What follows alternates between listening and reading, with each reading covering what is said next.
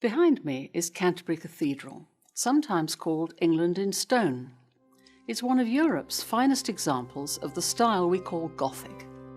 But what if I told you that pretty much every architectural feature in this cathedral, built incidentally by the Norman French, with stone brought in specially from Normandy, had its origins in the Middle East and the Islamic world?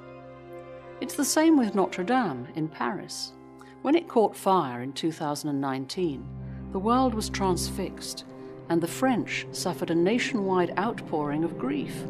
"Our identity is going up in flames," they cried, without any notion of their cathedral's backstory. That's when I decided to write a book about how Islamic architecture shaped Europe.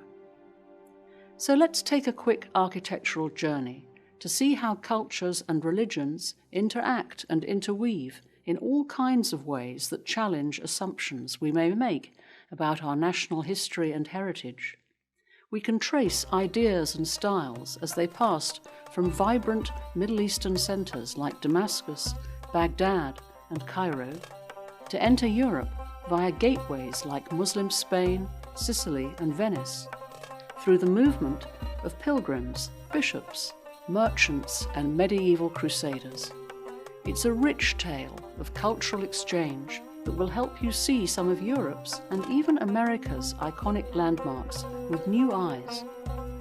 We'll start with the Twin Tower cathedral style so familiar to us from Canterbury and Notre Dame in Paris. The first church in that style dates from the 5th century and still stands on a remote hilltop in war-torn Syria. It's called Qalb Lawze, meaning heart of the almond, and it's just one among thousands of churches scattered over the wild and magical hills west of Aleppo. These churches were built to serve the Byzantine settlements, known today as the Dead Cities.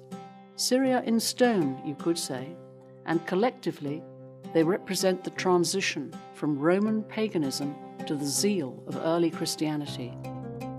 When the first Muslims arrived in Syria, adopting Damascus as their capital, they absorbed and learnt from the earlier Byzantine, Hellenistic, and Persian civilizations, gradually synthesizing their architectural styles into something new and distinct.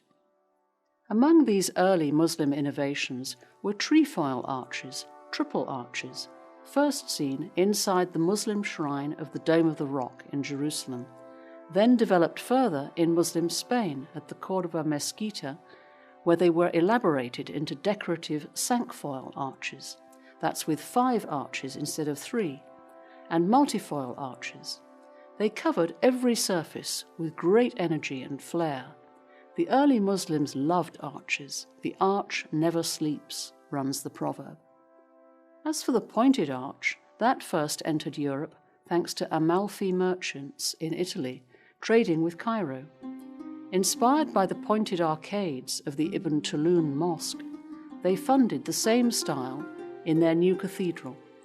When a visiting Benedictine abbot saw the style, he liked it so much that he ordered the same for his monastery at Monte Cassino, as did the abbot of Cluny in France, even importing the same craftsmen and materials to make sure they got it right.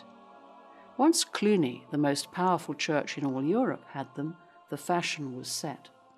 Soon, Europe's medieval Gothic cathedrals, like Canterbury and Notre Dame, were covered in pointed and trefoil arches, inside and out, just like London's Big Ben and the Houses of Parliament were covered with them centuries later after the fashion came back in the Gothic revival. Early Muslims pioneered the use of ribbed vaulting in the ceilings of mosques and palaces, using their deep understanding of complex geometry. They discovered how to cleverly disguise the structural elements, the ribs, by covering them in decoration. Their technique was brought to Europe by Muslim masons via Muslim Spain and Norman Sicily, and was then further refined over the centuries by Christian craftsmen till it reached the peak of perfection in the fan-vaulted ceiling of King's College Chapel in Cambridge. Medieval stained glass in cathedrals like Chartres and Canterbury was shipped into Europe from Syria the world leader in glass production. Venetian glass recipes specified cinders of Syria to give the best quality and luster, while Venetian craftsmen learnt from Syrian techniques.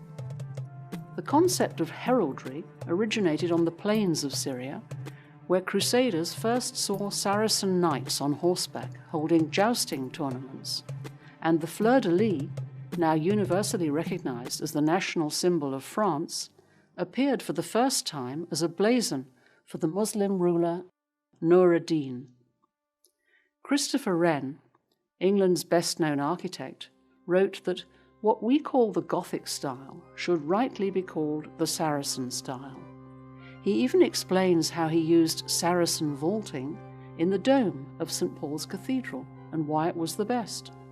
That's why the cover of my book shows the interior dome of St. Paul's. It's also the reason behind the title, Stealing from the Saracens, a deliberate double irony, a play on words based on the derivation of Saracens, Sarikin, meaning thieves in Arabic. In other words, isn't it crazy that we in Europe called Arab Muslims thieves when actually we took a lot of ideas from them? The bottom line is that no one has a monopoly on ideas. Everyone's contribution needs to be acknowledged, no matter where it comes from. No one owns science, just as no one owns architecture. Cultures are intertwined, and everything builds on everything else. I'm Diana Dark, in collaboration with the Amir Stein Center.